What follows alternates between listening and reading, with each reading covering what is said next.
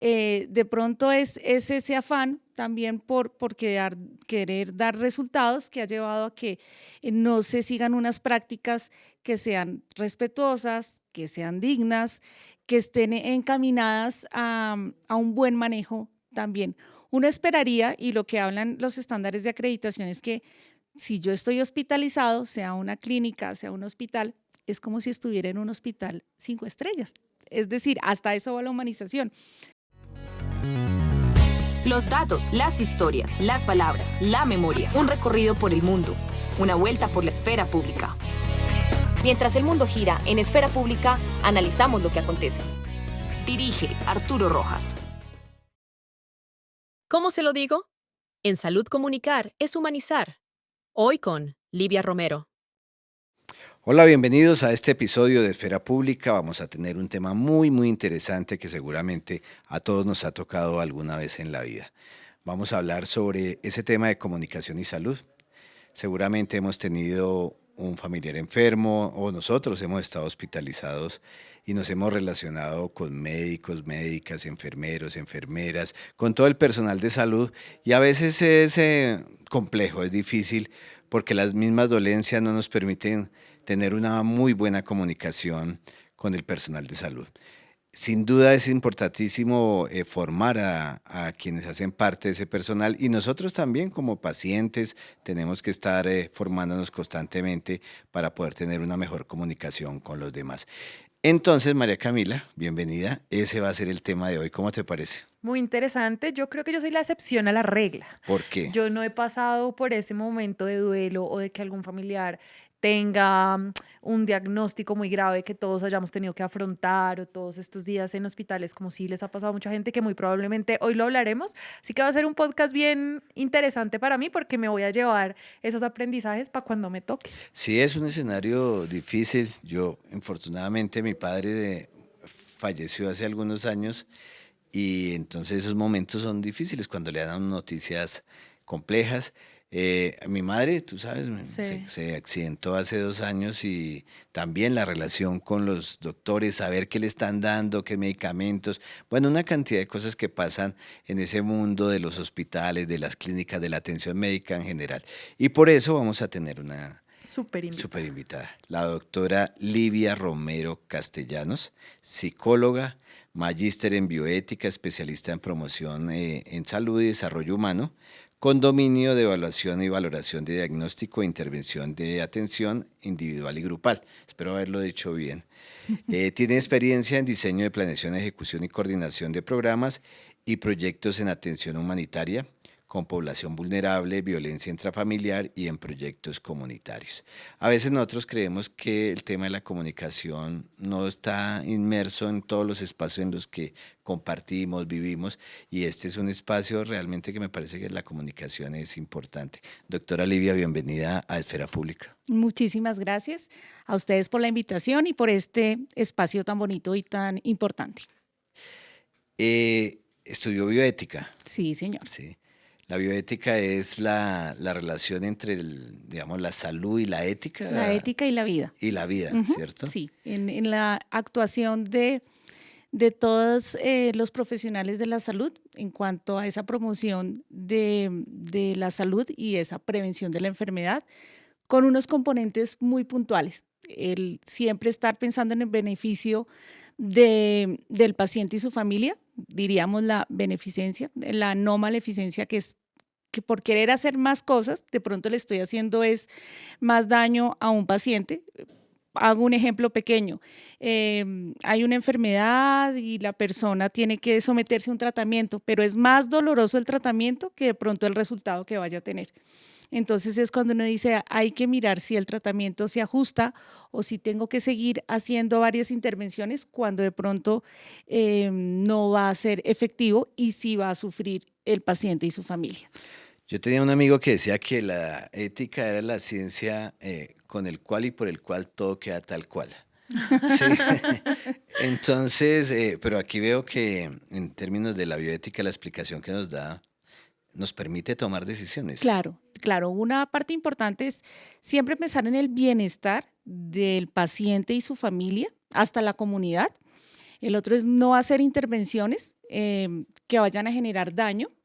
Diríamos una palabra como encarnizamiento terapéutico, que es buscar y buscar todas las soluciones, pero ya está muy malito este familiar o este paciente y pues no va a tener un resultado esperado.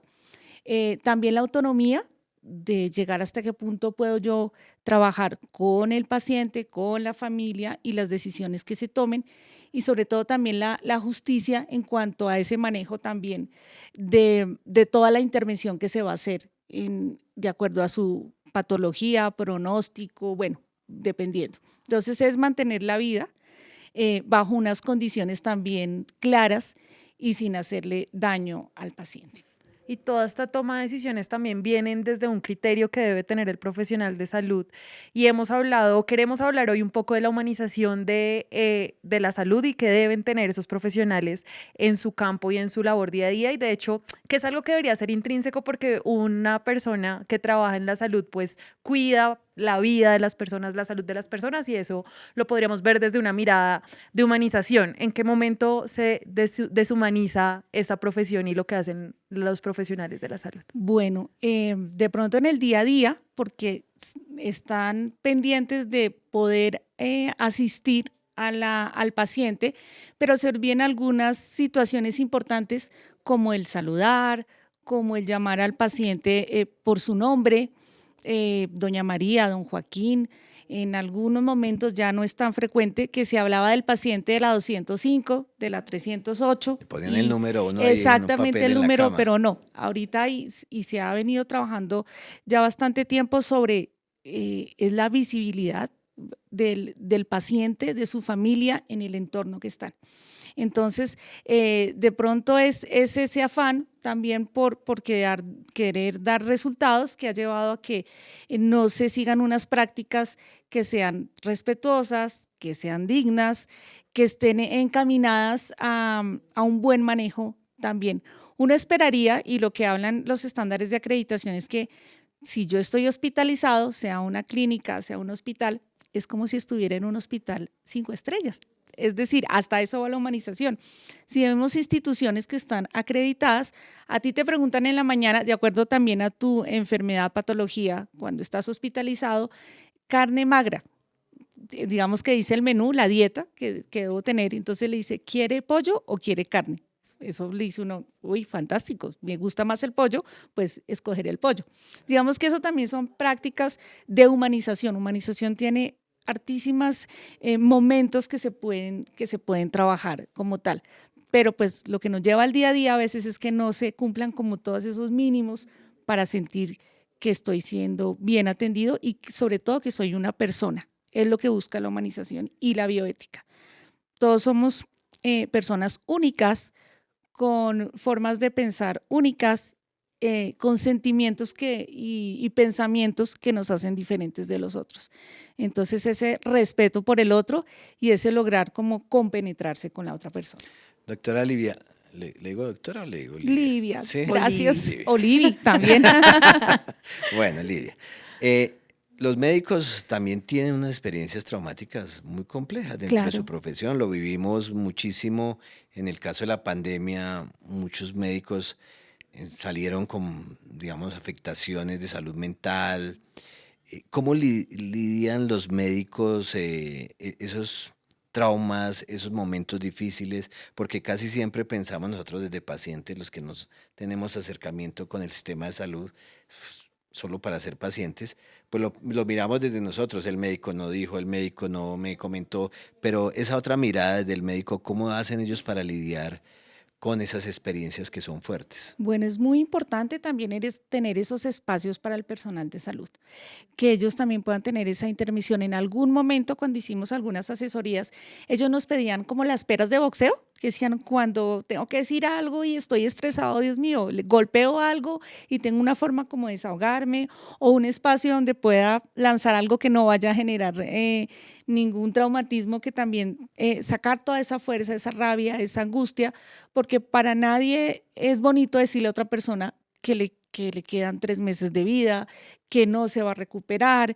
que tiene una enfermedad que no está parando, sino que al contrario está avanzando y está avanzando muy rápido. Entonces también es ese entrenamiento que no, pues no todos lo tienen o que no todos tenemos las mismas características para decirlo. Hay personas que en el diario vivir, cuéntele a usted a tal persona una situación y dicen, uy, no, no me diga eso, dígale usted porque yo no sé cómo le digo, porque uno también se siente cohibido y que no, de pronto no tiene esas herramientas. Entonces, digamos, es también mirar que sí va a haber ese entrenamiento en salud y que se pasa como a otras esferas también cuando yo tengo que informar sobre situaciones, pero no lo tenemos y digamos no en todas las carreras, aunque hay unas carreras que ya empezaron de la salud y que en su pensum sí está el trabajo para que cuando se llegue la situación lo puedan reconocer y lo puedan realizar. Un poco lo que nos comentaba Arturo al inicio de, hicimos este podcast pensando que a veces la comunicación solo está en ciertos aspectos o en ciertos escenarios de la vida, pero lo cierto es que es una herramienta transversal y también pasa en el tema médico. Eso para contarle a los pacientes momentos o situaciones difíciles, pero cómo manejan la reacción de esas personas, porque las personas reaccionamos diferente a las noticias, diferente a las situaciones, cómo el médico se prepara para poder reaccionar de una manera asertiva a esas mismas reacciones de los pacientes cuando reciben estas noticias. Por eso es tan importante tener grupos de apoyo, porque en la parte de salud, el médico tratante es el que te da la noticia de cómo estás, pero se puede apoyar en un grupo terapéutico de apoyo. Es decir, que cuando llegue o si tengo que acercarme a la habitación de doña María, le cuente a doña María cómo está, o si tengo que hablar con la familia, le pueda decir a la familia también cómo debo hacerlo. Pero digamos no está como instaurado para decir esa información que debo buscar un espacio, que debo primero conocer el contexto del paciente, saber si también el paciente tiene alguna condición que al darle una noticia, al contrario, se puede choquear más y no lo tengo listo. Entonces, lo primero es conocer ese ámbito del paciente, su familia y su comunidad también. ¿Por qué digo comunidad? Porque también nos puede llegar un paciente que pertenece, no sé, que está en un hogar geriátrico, que está en un hogar de bienestar familiar o con una madre que lo está acompañando, sustituta. Entonces, ¿cómo es todo ese manejo? ¿Cómo es el deber de prepararse? Pues debería haber lo que tú decías, entrenamiento en comunicación verbal, comunicación no verbal. Está implícito la parte del tono y manejo de voz, de la expresión, algo que es muy común, pero pues digamos que se utiliza es que cuando yo estoy hablando con alguien o estoy dando una noticia, me cruzo de brazos. El solo hecho de cruzarme de brazos, yo estoy generando una barrera y estoy diciendo como usted está allá y yo estoy acá. Entonces, cuando uno esperaría y cuando está en ese acompañamiento, yo me acerco a doña María, cojo a doña María, que sienta doña María que yo la estoy acompañando en este momento y que le voy a informar algo. Y lo más importante también es preguntarle a doña María que me cuente qué fue lo que ella entendió de lo que yo le dije. Porque cuando a mí me están dando una noticia o me están informando algo, se me pueden estar pasando muchas cosas, como que voy tarde para llegar a otra cita, como que no le entendí y que si no bajo rápido no voy a reclamar los medicamentos. Y puedo estar en ese momento, no estar 100% atenta a lo que me está diciendo el profesional de salud. Y él tiene que tener esa capacidad de hacer clic, decir, sí, Arturo sí me está poniendo atención o creo que me está poniendo atención, pero está pensando en otras cosas. Exactamente. Entonces, por eso es muy importante el feedback, esa retroalimentación dentro de la conversación que yo tenga con el paciente. ¿Qué tanto el personal médico presta atención a este tipo de capacitación? Porque pasa muy seguido y hoy creo que un poco más que a uno le llega por correo capacitaciones de una cantidad de cosas. ¿Cómo es tu experiencia en ese trato con el personal médico para que acepte esta capacitación? Ya digamos en las instituciones de salud es como un punto importante, que debo asistir a humanización, que debo estar en los entornos que me permiten dar esas noticias. El problema es que nuestro personal de salud no solamente trabaja en una institución. Entonces tienen doble turno, al tener doble turno, entonces no alcanzo a ir a la capacitación que me están dando o está fuera del turno que yo estoy trabajando y si es fuera del turno, entonces yo me voy a otro lado y me la perdí. Entonces digamos que aunque sí se hacen muchos esfuerzos, no siempre por las mismas agendas se logra que se esté trabajando. Digamos, la fuerza más potente son enfermería, es el área de enfermería que es la que, digamos, está ahí. Pero todavía falta un poco más con el personal puntualmente médico por sus mismas obligaciones y de pronto actividades que sea fácil poder acceder a esas capacitaciones. Livia, eso recayendo toda la responsabilidad en la parte médica y en los profesionales de la salud, ¿cierto? Que deberían prepararse para poder dar esas noticias. Pero ¿será que nosotros como pacientes que sabemos que estamos pasando algún momento de salud o alguno de nuestros familiares, deberíamos prepararnos de alguna manera también para poder recibir esa información que nos van a dar los médicos? ¿Qué deberíamos hacer? ¿Qué deberíamos investigar? ¿Qué deberíamos preguntar para hacer un poco más llevadera esa situación? Sí, es algo tan básico y tan importante como lo dices tú, como hasta anotar qué es lo que necesito, qué es lo que quiero saber y necesito saber. ¿Por qué? Porque la información tiene que ser súper clara. Entonces yo de hijo o de paciente debo saber realmente qué tengo en palabras que yo entienda, no en palabras médicas, sino que me expliquen, que me cuenten, preguntar todo lo que yo tenga que saber a futuro y también un futuro inmediato, porque pues si es una enfermedad puede que avance muy rápido. Mi responsabilidad también es preguntarle al personal de salud, no me quedó claro, me puede volver a explicar. No, ¿qué tengo que hacer? Es más, cuando tú escuchas una palabra rara es, me voy a morir, o esa palabra es significado de algo terrible, o es un tratamiento que se puede hacer, pero que lo debo hacer juicioso. Entonces sí debe haber esa preparación. Y si es de comunicación, ¿cómo le voy yo a decir, no sé, a mi papá, a mi hermano, de acuerdo a un diagnóstico que no hay una enfermedad grave y cómo tenemos que trabajarla en familia? Y eso es muy importante porque no solamente es la persona que está padeciendo la enfermedad, sino el cuidador. El cuidador puede ser mi mamá, puedo ser yo, puedo ser mi hermano o toda la familia. Y ese contexto cambia totalmente. Entonces sí es muy importante preguntar todo, además que en cualquier momento se puede presentar lo que tú decías, ahorita no, pero a futuro sí. O yo mismo no sabía que tenía algo y un momento me encontraron una masita y esa masita puede que no sea benigna, entonces hay que empezar a trabajar. Y lo importante es la información clara y saber hacia dónde tengo que dirigirme. Livia, la comunicación no necesariamente es oral en todos los casos, ¿sí?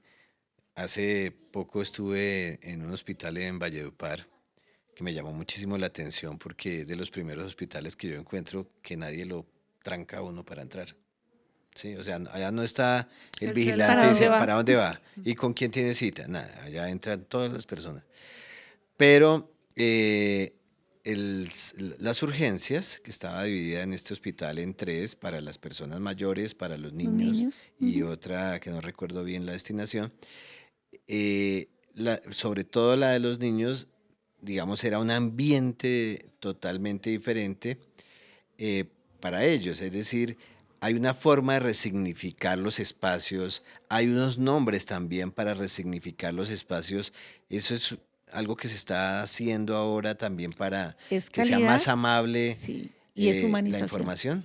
Entonces, por ejemplo, si hablamos de los niños y de los espacios perinatales o los pediatría, entonces cambian los colores, ya no es el color blanco, sino que tengan imágenes bonitas, que a ellos les genere tranquilidad, colores cálidos.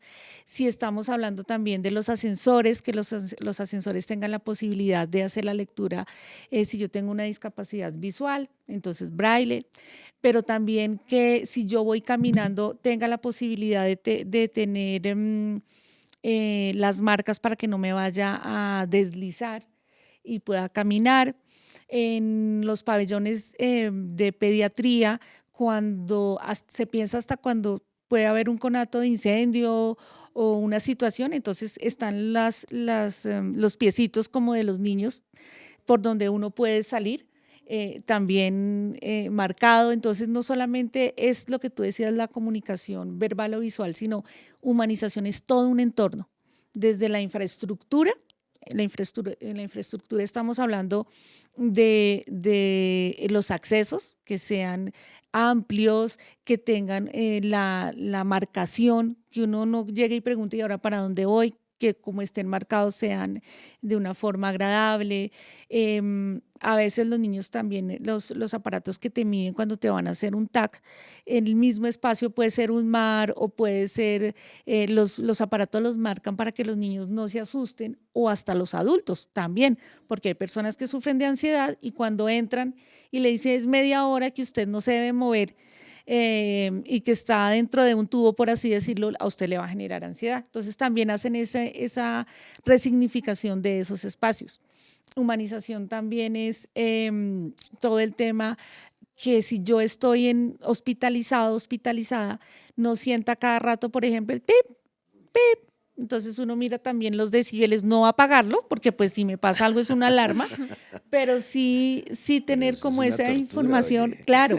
Entonces ese manejo, que si mi medicamento dice que es cada 8 horas, hacer esa planeación con enfermería y tengo varios medicamentos que no me despierten a las 2, a las 3:30, a las 4 y a las 6 ya me levantan para bañarme. Entonces no he descansado en el día y es más tortuoso. Entonces tiene que ver con muchos ámbitos, la parte de humanización. Entonces, por ejemplo, yo salgo ya me dieron de alta. Entonces, que me acerco a la ventanilla, que me expliquen también cómo me entregan los medicamentos, que los medicamentos cómo se deben tomar. Hay personas que dicen, me dieron 5 medicamentos, me los tomo de una. No, eso es un cóctel. Yo tengo que tener mis horas definidas para tomarme los medicamentos.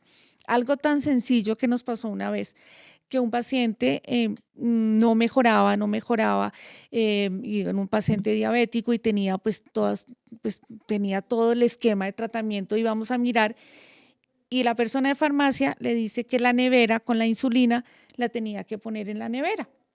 Algo tan sencillo que nunca le dijo que la tenía que colocar adentro de la nevera.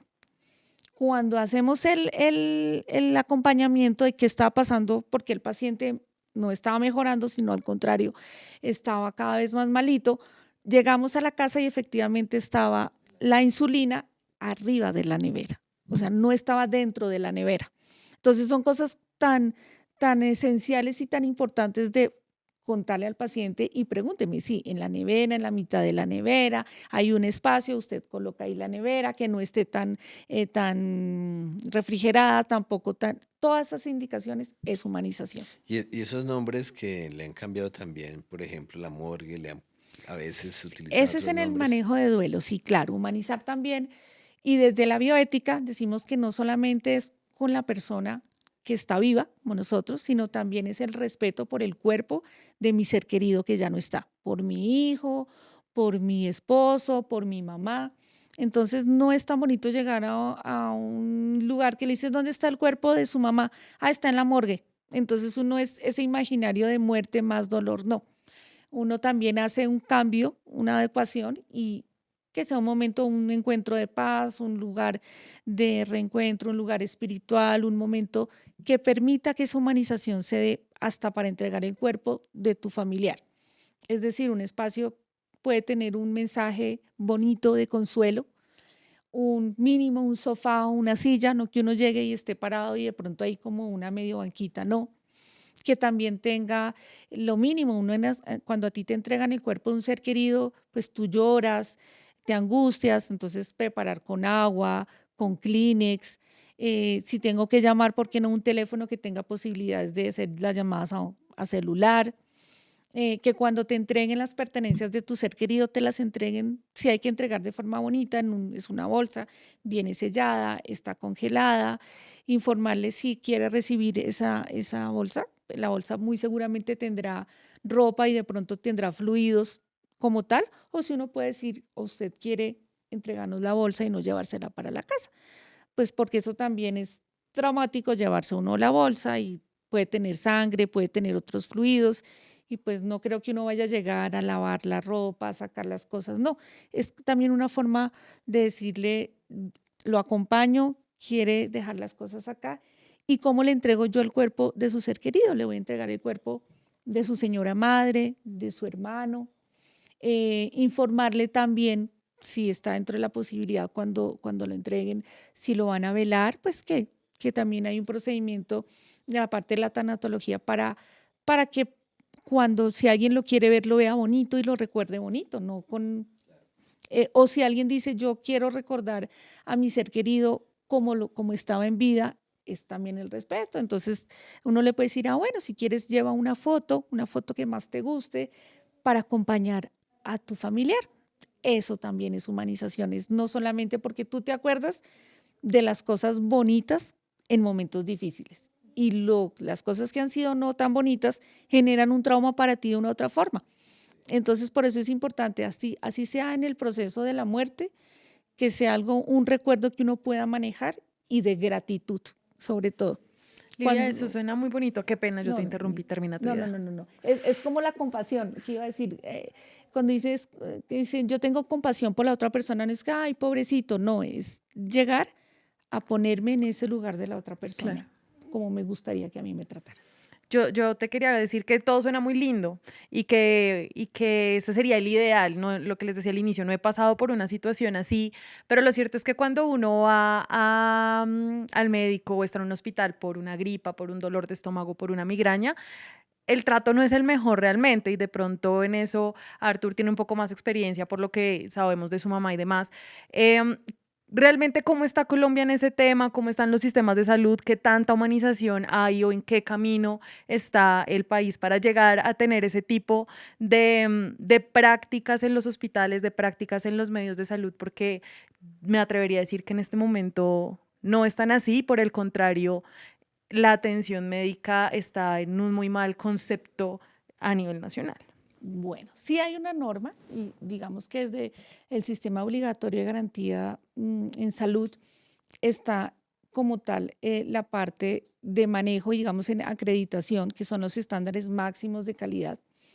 Y sí debe tratarse, sobre todo, hay unos derechos y deberes que también se deben promulgar, que los conocemos, pero pronto las mismas instituciones, en su afán, como les decía, no se manejan, pero sí hay conocimiento como tal. Yo qué debo hacer como persona que no sea de salud y que vaya cuando yo esté en una cita y digo, doctor, qué pena, ¿me puede volver a explicar? Hay algo importantísimo que casi no lo sabemos. Uno tiene el derecho a una segunda opinión y eso no te lo pueden negar. Si uno no entendió, no está de acuerdo con el procedimiento, legalmente tú puedes pedir una segunda opinión. Es decir, la institución está em, tiene como responsabilidad buscar otro médico, otro especialista para que te dé tu segunda opinión. Entonces uno puede decir, doctor, qué pena, no logro comprender, no, por favor, vuelva y explíqueme. Algo importantísimo que yo a veces hago es, y que pues desde paciente también, que uno llega y lo más importante es el contacto visual. Entonces tú ves que están en la pantalla y te están escribiendo y te están preguntando, pero no te están mirando. Entonces, cuando uno hace como el espacio de silencio y se queda uno mirando la persona que te está digitando, si es el médico o si está la enfermera en ese momento, como que se da cuenta que tú no le estás hablando y de una vez hacen como el movimiento de correr y uno hace el contacto Para visual, sí, aquí mirarte. estoy yo, o sea, no me registres solo en el computador, sino mira cómo estoy yo, porque puedo estar pálida, puedo estar llorando, me puede estar dando un ataque y tú no te estás dando cuenta porque estás escribiendo. O por favor puede volverme y me explica en palabras de pronto no una terminología tan médica porque no le logro entender. Entonces ya como que eso es, ups, creo que sí, lo estoy explicando de la forma que no es. O le voy a decir sincera, mi mamá sufre de ataques de ansiedad. Para este examen, dígame qué tengo que hacer o cómo me puedo informar o si hay una persona que me dé las indicaciones. Entonces, yo me estoy informando, pero también le estoy diciendo de una u otra forma al personal de salud que tiene que hacer ese clic para contarme y para que yo me sienta bien atendida. Entonces, hay veces sí se olvida y como les decía, pero todos ya estamos en la onda de que estamos manejando el tema de seguridad del paciente, de humanización, todo lo que tiene que ver con calidad en la atención. Eso es una norma. Pero por lo que te escucho, entonces, esto no es algo que se necesita solo en el sector de la salud, sino también en muchos otros sectores. Uno llega a algunos lugares, a los bancos, y a veces ni siquiera lo miran a uno, Claro, ¿cierto? Entonces, digamos que estos consejos también deberían ser asumidos por otros espacios laborales. claro. ¿Qué pasa cuando tú llegas tarde a Hay que una cita, humanizarlos. por ejemplo? ¿Qué pasa cuando uno llegue tarde a una cita? ¿Uno cómo llega? Apenado, Apenado. afanado. Sí. Debería uno estar apenado y a veces está apenado. Hay personas que llegan bravas. Tras de que Sí. llegan tarde, llegan bravas. Entonces también es como ese manejo de la respiración, algo tan sencillo. Señora, ya la voy a atender, deme un segundo, vamos a mirar. Usted conoce que tenía, no sé, 15 minutos para su cita, desafortunadamente ya llegó media hora después. Por favor, déjeme, yo consulto con el médico si se puede correr la cita o qué podemos hacer para ese manejo también. Y sí, sobre todo lo que tú decías en otros ambientes, otros aspectos, es cómo informar y cómo hablar, digamos, de las noticias. Entonces, es lo mismo. Si yo digo lo mínimo que tú cortas y que tú decías como es buenas tardes, buenos días, me podría hacer un favor y de una vez. Pero si yo llego, a veces yo le digo a las personas, me empezó a contar de la mitad para adelante y no tengo ni idea qué es a lo que viene. Devolvámonos porque uno en ese afán cree que ya le dijo algo a la otra persona y no se lo ha dicho y está asumiendo. Entonces, digamos, es como el espacio que tú decías en un banco, en el trabajo también, que uno empieza a contar algo y la persona te está mirando y uno dice, no me entendió. No, es que yo le empecé a contar desde, no sé, desde lo último y no le conté qué fue lo que pasó para llegar a lo último. Entonces sí es muy importante esa contextualización de lo que yo voy a hablar, tenerlo ¿Has claro. tenido experiencias complejas, difíciles para ese tema de comunicación, por ejemplo, con los pacientes? Sí, sí, sí, ¿Algún sí. caso Que que nos puedas quieras contar. comentar? Mira, hay dos, digamos, uno en un momento, en una institución, yo ya salía de mi turno, me llamaron porque era una persona que venía de un hogar geriátrico, venía muy mal y por su misma patología tuvieron que hacerle una amputación de su pierna. Cuando yo ya iba saliendo de turno, me dicen que necesitaban que hablara con la persona para informarle que ya no tenía su pierna. Entonces, cuando yo empiezo, pues ya había pasado la anestesia, ya había pasado todo, y empiezo a hablar con él, hay una parte que se llama el miembro fantasma. Cuando tú pues ya no lo tienes, no tengo un brazo, no tengo una mano, no tengo una pierna por un accidente o no sé, por una enfermedad, yo sigo sintiendo mi pierna, me sigue doliendo, me sigue rascando, se me duerme, porque para mí hay esa conexión. Al decirle al Señor, yo me demoré 3 horas para comentarle, porque cuando él se despertó me dijo, no, yo tomé una decisión y mi decisión es que yo no me voy a dejar cortar la pierna, yo prefiero morir con la pierna, pero ya no Dios. la tenía. Estamos hablando que esto ya fue hace muchos años, no es que ahora no sería así, pero fue muy duro para poder explicarle que ya no la tenía. Y entonces él viene la depresión, la angustia, toda la situación, estaba solo, estaba en su hogar, que lo estaban acompañando geriátrico, y ese manejo es muy difícil. Ahorita, pues no, porque ha avanzado mucho en este tiempo, no era así como la información, pero sí fue muy dolorosa ese manejo como tal, y el hogar él quedó devastado, quedó muy mal, pues porque él no quería su pierna. Y otro paciente, ese fue aún más doloroso, duramos como 6 meses, la patología que tenía yo lo venía acompañando porque no podía comer hacía 6 meses. Eso fue al revés, fue un golpe para el profesional, los profesionales de salud. Ya hacen su cirugía, sale muy bien. mm, ya vino la familia, yo me despedí por la mañana de él, le di las gracias, que le fuera muy bien, que su cirugía un éxito, había salido, que en lo que se propusiera. Como a las 2 horas yo iba bajando las escaleras y venían subiendo los familiares y yo, ay, no se han ido todavía. Entonces yo le pregunté por esta persona, ¿y cómo está? Cuando me dice creo que era la mamá, no, ya viene la funeraria por él. Y yo, ¿la funeraria? Yo le dije, un momento, si hacía 2 horas ya había salido, ya le habían dado de alta, ya. Pues resulta que en todo ese manejo, eso también fue hace muchos años, él tenía mucha ansiedad, llevaba como 3, 4 meses sin comer. Y pues esa dieta se aproxima nuevamente a que tú tengas dieta líquida, dieta blanda. Y en un descuido él se cambió, se bajó entró a la panadería, a la cafetería de ese lugar y se comió un pastel de pollo. Entonces no sabemos si fue la intolerancia que no tenía que ir poco a poco o si él con un pedacito de pollo se atoró, pues porque pues no había comido más de 3 meses en todo su proceso y el paciente fallece. Entonces también fue para el cuerpo médico tan duro decir todo el esfuerzo de 4 meses, 5 meses para que él saliera bien y faltó también como ese acompañamiento o ese mismo manejo de la ansiedad y pues desafortunadamente este muchacho falleció en ese momento también. Entonces como ese manejo fue duro también, sobre todo para el personal de salud, en todo lo que habían estado acompañándolo y pues desafortunadamente él fallece. Lo que hemos notado, lo que he notado es que vienen las emociones muy de la mano en cómo dar estas noticias, en cómo recibirlas, en cómo reaccionar. Y a veces damos noticias que para nosotros pueden no ser tan importantes, pero que para esa persona sí lo es. Por ejemplo, hoy en día es muy común que las mascotas sean consideradas parte de la familia, y a veces dar esas noticias podemos creer que la persona exagera o que lo está sacando de contexto y demás. ¿Cómo relacionar y cómo empatizar con las emociones del otro cuando le estoy diciendo algo que a lo mejor no es tan importante para mí? Y cómo se está dando también hoy en día estos nuevos ingresos a la familia de mascotas, animales y Claro, mira, demás. cuando yo pregunto que cómo está conformada su familia, yo siempre pregunto que si tenemos un miembro perruno o gatuno, otro tipo de miembro, porque para mí puede ser muy importante mi gato. Y mi gato, yo 100% estoy con mi gato hace parte de mi familia, de mí, duerme conmigo, bueno, no sé, muchas cosas que se podrían dar. Entonces, es lo mismo cuando mi gato se enferma, tengo que llevarlo al veterinario, ese mismo manejo, esa misma transición. Entonces, cuando uno le pregunta al veterinario, ¿qué tiene? ¿Qué necesita? ¿Va a estar bien?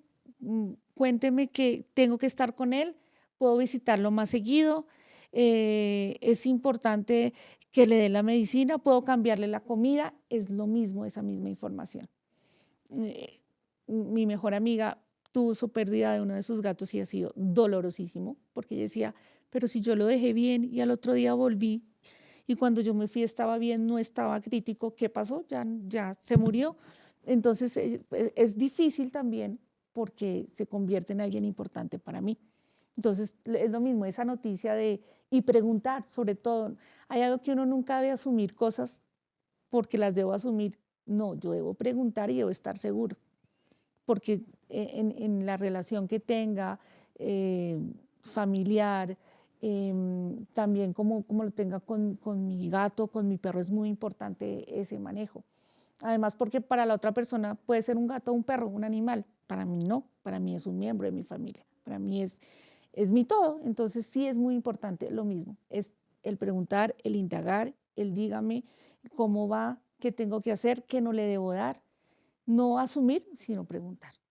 Es como esa parte tan importante también en ese manejo de la comunicación, de las emociones y sobre todo de la importancia que tiene para mí.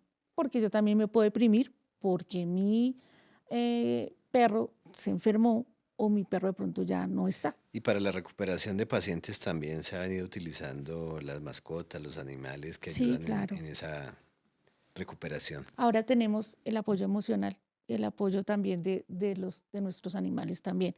Y es muy importante en todo el tema de humanización. Está toda la parte de quinoterapia también, está también la parte del manejo de los perros.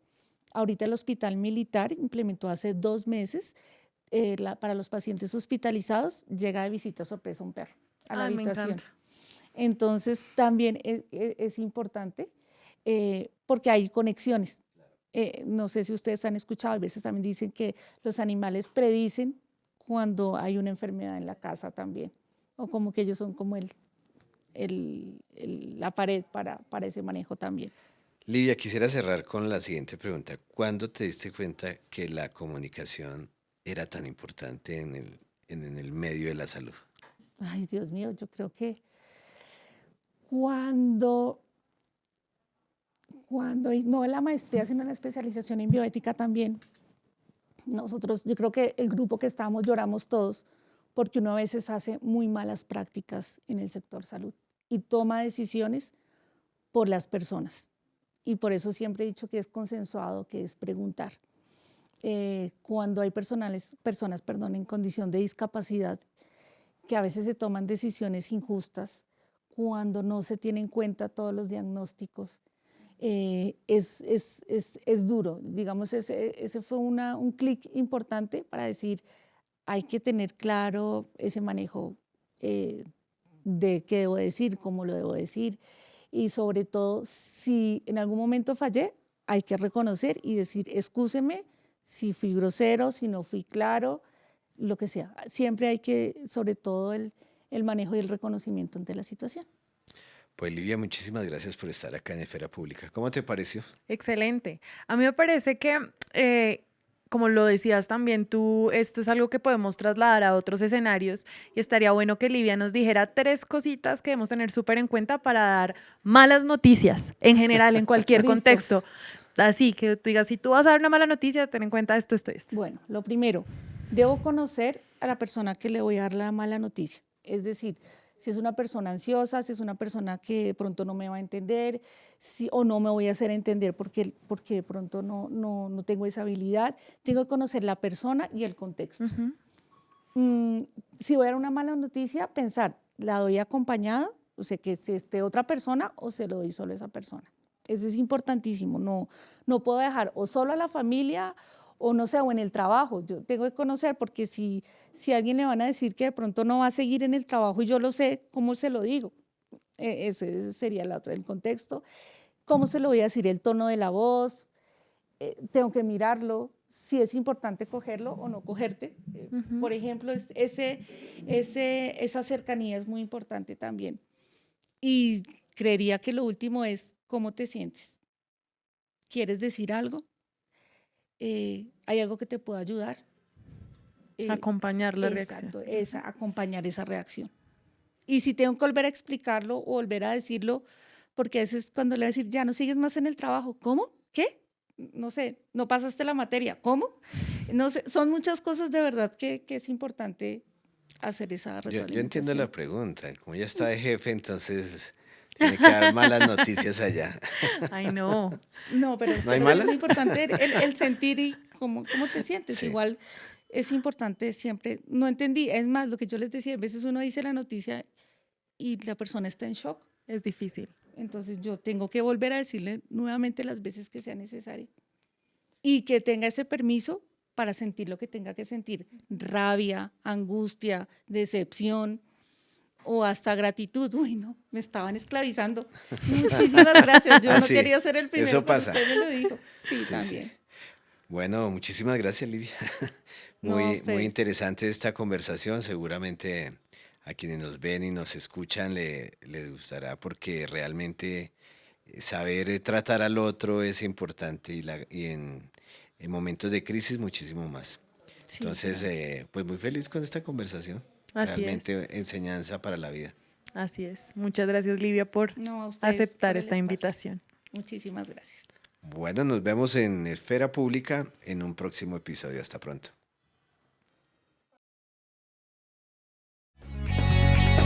Esfera Pública. 180 grados de información y 180 grados de análisis. Mientras el mundo gira, en Esfera Pública analizamos lo que acontece. Has escuchado un producto original de Esfera Pública Podcast, Diálogos sobre Periodismo y Comunicación, bajo la dirección de Arturo Rojas, con el apoyo de Sala Contacto y Artículo 20 Lab, Laboratorio de Periodismo Digital del Politécnico Gran Colombiano. Periodistas Arturo Rojas y María Camila Medina. Producción periodística, Catalina Jiménez. Realización audiovisual, Paula Fino. Contenido de redes y asistencia de producción, Adrián Paz y María Alejandra Marín. Diseño gráfico, Laura Calderón. Cámara, Gabriel Gutiérrez, Nicolás Vera, Ana María León y Yuli Barreto. Sonido Salma Delgado. Y edición Ana María León y Nicolás Vera. Síguenos para más episodios sobre periodismo y comunicación en Esfera Pública Podcast.